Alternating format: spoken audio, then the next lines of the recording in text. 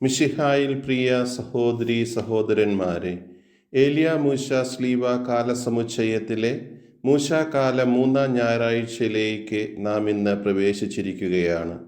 ഈ ഞായറാഴ്ചയിലെ സുവിശേഷ പാഠം എടുത്തിരിക്കുന്നത് വിശുദ്ധ മത്തായി ശ്ലീഹ അറിയിച്ച നമ്മുടെ കർത്താവ് ഈശോ മിശിഹായുടെ പരിശുദ്ധ സുവിശേഷം 8-ാം അധ്യായം 23 മുതൽ 34 വരെയുള്ള വാക്യങ്ങളിൽ നിന്നാണ്. ഈ സുവിശേഷ പാഠത്തിലെ ആദ്യ ഭാഗം ഈശോ കടലിനെയും കൊടുങ്കാറ്റിനെയും ശാന്തമാക്കുന്ന രംഗമാണ്. സുവിശേഷങ്ങളിൽ വളരെ പ്രാധാന്യമുള്ള പല സംഭവങ്ങളും അരങ്ങേറിയ സ്ഥലമാണ് ഗലീലി തടാകവും അതിൻ്റെ തീരപ്രദേശങ്ങളും. മത്തായി ശ്ലീഹ ഇന്ന് നാം വായിച്ചു കേട്ട സുവിശേഷ ഭാഗത്ത് ഗലീലി തടാകത്തെ കടൽ എന്നാണ് വിളിച്ചിരിക്കുന്നത്. എന്നാൽ യഥാർത്ഥത്തിൽ ഗലീലി ഒരു തടാകമാണ്, കടലല്ല. തിരമാലകളോ കൊടുങ്കാറ്റോ സാധാരണ ഉണ്ടാകാറില്ലാത്ത ശാന്തസുന്ദരമായ ഒരു തടാകമാണത്. ലൂക്കാ സുവിശേഷകൻ അധ്യായം 8 ഇതേ സംഭവം വിവരിക്കുമ്പോൾ ഈ കാര്യം വ്യക്തമാക്കുന്നുണ്ട്. സുന്ദരമായ തടാകത്തിലൂടെയുള്ള ശാന്തമായ യാത്രയിലാണ് ഈശോ സുഖമായി ഉറങ്ങിയത്. അപ്പോഴാണ് അപ്രതീക്ഷിതമായ കാറ്റും കോളും ഭയാനകമായ രീതിയിൽ ഉണ്ടാകുന്നത്. സ്വാഭാവികമായും സ്ലീഹന്മാർ ഭയക്കുന്നു. അവർ ഈശോയെ വിളിച്ചുണർത്തി. ഈശോ കാറ്റും കോളും ശാന്തമാക്കി. പക്ഷേ ഈശോ അവരോട് കോപിക്കുകയാണ് ശേഷം ചെയ്തത്. കാരണം അവർ ഈശോയുടെ സാന്നിധ്യത്തിൻ്റെ ശക്തിയിൽ വിശ്വസിച്ചില്ല എന്നതായിരുന്നു. ഈ സംഭവത്തിന് തൊട്ടു മുൻപ് ഈശോ അനേകരെ സുഖപ്പെടുത്തുന്നത് സ്ലീഹന്മാർ കണ്ടതാണ്. വ്യക്തിപരമായി ഈശോയുടെ സാന്നിധ്യത്തിൻ്റെ ശക്തി കണ്ട് മനസ്സിലാക്കിയിട്ടും അവർ ഭയപ്പെട്ടു എന്നത് ഈശോയെ ഏറെ അസ്വസ്ഥനാക്കി. ഇത്തരം സംഭവങ്ങൾ നമ്മുടെയും ജീവിതത്തിൽ ഉണ്ടാകാം. മരണം, രോഗം, സാമ്പത്തിക പ്രശ്നങ്ങൾ, ദുരാരോപണങ്ങൾ, തെറ്റിദ്ധാരണകൾ തുടങ്ങിയ അനേകം പ്രശ്നങ്ങൾ അപ്രതീക്ഷിതമായി നമ്മുടെയും ജീവിതത്തിൽ ഉണ്ടായേക്കാം. പലപ്പോഴും നാമും സ്ലീഹന്മാരെ പോലെ ഭയപ്പെടുകയാണ് പതിവ്. എന്നാൽ ഈശോ ആഗ്രഹിക്കുന്നത് മറിച്ചാണ്. 365 തവണ വിശുദ്ധ ഗ്രന്ഥത്തിൽ ആവർത്തിക്കപ്പെടുന്ന വാക്കാണ് ഭയപ്പെടേണ്ട എന്നത്.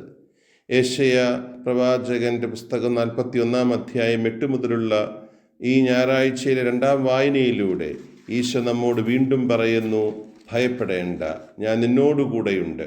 സംഭ്രമിക്കേണ്ട, ഞാനാണ് നിന്റെ ദൈവം. ഞാൻ നിന്നെ ശക്തിപ്പെടുത്തുകയും സഹായിക്കുകയും ചെയ്യും. എൻ്റെ വിജയകരമായ വലത് കൈകൊണ്ട് ഞാൻ നിന്നെ താങ്ങി നിർത്തും. വിശുദ്ധ കുർബാനയുടെ സ്വീകരണം വഴിയും സ്ഥൈര്യലേപനം വഴിയും നാം ദൈവം വസിക്കുന്ന ദൈവാലയങ്ങളായി മാറിക്കഴിഞ്ഞിട്ടുള്ളവരാണ്. വിശുദ്ധ കുർബാനയുടെ സ്വീകരണം വഴി ഈശോയുടെ ശരീരം നമ്മുടെ ശരീരവുമായി ഒന്നായിരിക്കുന്നു. സ്ഥൈര്യലേപനത്തിലൂടെ പരിശുദ്ധാത്മാവിനെ സ്വീകരിക്കുക വഴി നാം പരിശുദ്ധാത്മാവിൻ്റെ ആലയങ്ങളായി മാറിക്കഴിഞ്ഞിരിക്കുന്നു. വിശുദ്ധ യോഹന്നാൻ ശ്ലീഹ നമ്മെ ഓർമ്മപ്പെടുത്തുന്നു, ദൈവത്തിൻ്റെ വചനം നമ്മിൽ വസിക്കുന്നെങ്കിൽ നാം ശക്തരാണെന്ന്. യോഹന്നാൻ ശ്ലീഹായുടെ 1-ാം ലേഖനം 4-ാം അധ്യായം 4-ാം വാക്യത്തിൽ പറയുന്നു, അകത്തുള്ളവൻ പുറത്തുള്ളവനേക്കാൾ വലിയവനാണ്, ശക്തനാണ് എന്ന്. ആകയാൽ പ്രിയമുള്ളവരെ, നമ്മുടെ ഉള്ളിൽ വസിക്കുന്ന സർവശക്തനായ ദൈവത്തിൽ നമുക്ക് വിശ്വാസത്തോടെ അഭയം പ്രാപിക്കാം. അവനെ നമ്മെ രക്ഷിക്കാൻ കഴിയൂ. അവൻ നമ്മെ രക്ഷിക്കുമെന്ന് വാഗ്ദാനം ചെയ്തവനാണ്. നമ്മെ രക്ഷിക്കാൻ പ്രാപ്തനുമാണ്. ആകയാൽ നമുക്ക് ഈ ദൈവത്തിൽ, സർവശക്തനായ ദൈവത്തിൽ, നമ്മിൽ വസിക്കുന്നവനിൽ, നമ്മിൽ ഉറങ്ങുകയല്ല ഉണർന്നിരുന്ന് നമ്മെ സ്നേഹിക്കുന്നവനിൽ, സഹായിക്കുന്നവനിൽ അഭയം പ്രാപിക്കാം, വിശ്വസിക്കാം, അവനിൽ ആശ്രയിക്കാം. അവനില്ലാതെ നമുക്കൊരു ആശ്രയമോ ശക്തിയോ മറ്റൊന്നും നമ്മെ സഹായിക്കാനില്ലെന്ന് ഉറപ്പിച്ച് വിശ്വസിക്കുകയും ചെയ്യാം. ദൈവത്തിന് ചെയ്യാനാകാത്ത നമുക്ക് ചെയ്യാൻ സാധിക്കുകയില്ല എന്ന വിശ്വാസത്തോടുകൂടെ നമ്മിൽ വസിക്കുന്ന ദൈവത്തിൽ വിശ്വസിച്ചുകൊണ്ട് നമുക്ക് മുന്നോട്ട് യാത്ര ചെയ്യാം. ഈ ഞായറാഴ്ചയിലെ സുവിശേഷ പാഠത്തിലെ 2-ാം ഭാഗം പിശാച് ബാധിതനെ സുഖപ്പെടുത്തുന്നതാണ്. വിശുദ്ധ ഗ്രന്ഥത്തിലെ ആദ്യ പുസ്തകമായ ഉൽപ്പത്തിയിലെ ആദ്യ അധ്യായങ്ങളിൽ ആദാമിനെയും ഹവ്വായെയും വഞ്ചിച്ച അതേ പിശാച് പുതിയ നിയമത്തിലെ ആദ്യ ഗ്രന്ഥമായ മത്തായി അറിയിച്ച സുവിശേഷത്തിലെ ആദ്യ അധ്യായങ്ങളിൽ ഈശോയെ പരീക്ഷിക്കുന്നുണ്ട്. ദുഷ്ടനിൽ നിന്ന് എന്നുവെച്ചാൽ പിശാചിൽ നിന്ന് നമ്മെ രക്ഷിക്കണമേ എന്ന് ഈശോ പഠിപ്പിച്ച പ്രാർത്ഥനയിൽ നാം പ്രാർത്ഥിക്കുന്നുണ്ട്. പിശാച് ഒരു യാഥാർത്ഥ്യമാണ്. എന്നാൽ പ്രേതം എന്ന് നാം പറയുന്ന കറങ്ങി നടക്കുന്ന മരിച്ചുപോയൊരു ആത്മാവ് കത്തോലിക്കാ സഭയുടെ പ്രബോധനമനുസരിച്ച് ഒരു യാഥാർത്ഥ്യമല്ല, മറിച്ച് തെറ്റായ വിശ്വാസമാണ്, അബദ്ധമായ വിശ്വാസമാണ്. കാരണം മരിച്ചുപോയ ഏതൊരു വ്യക്തിയുടെയും ആത്മാവും മരിച്ച അതേ സമയത്ത് തന്നെ സ്വർഗത്തിലോ നരകത്തിലോ ശുദ്ധിക്കുന്ന സ്ഥലത്തോ ആണ്, കറങ്ങി നടക്കുന്നില്ല. മറിച്ച് പിശാച് ഒരു വിശ്വാസ യാഥാർത്ഥ്യമാണ്.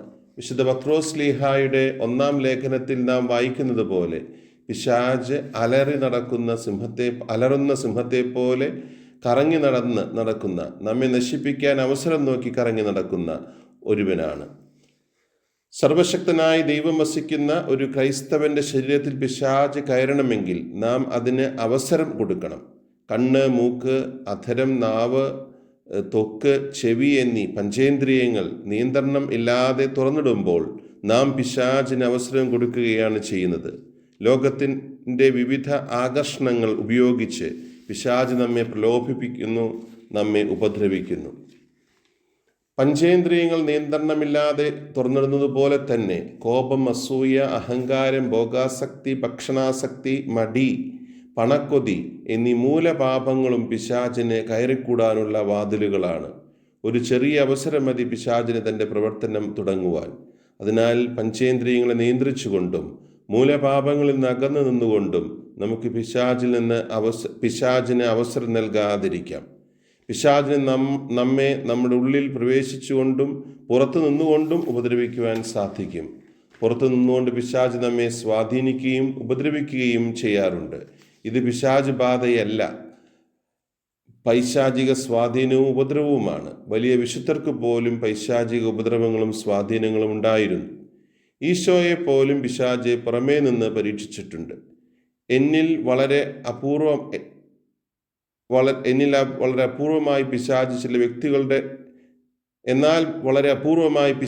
ചില വ്യക്തികളുടെ ഉള്ളിൽ കയറി അവരെ സ്വന്തമായി ഈ തീരുമാനങ്ങൾ എടുക്കുവാൻ കൂടി കഴിയാത്ത വിധം ബാധയായി ഉള്ളിൽ വസിക്കാറുണ്ട്.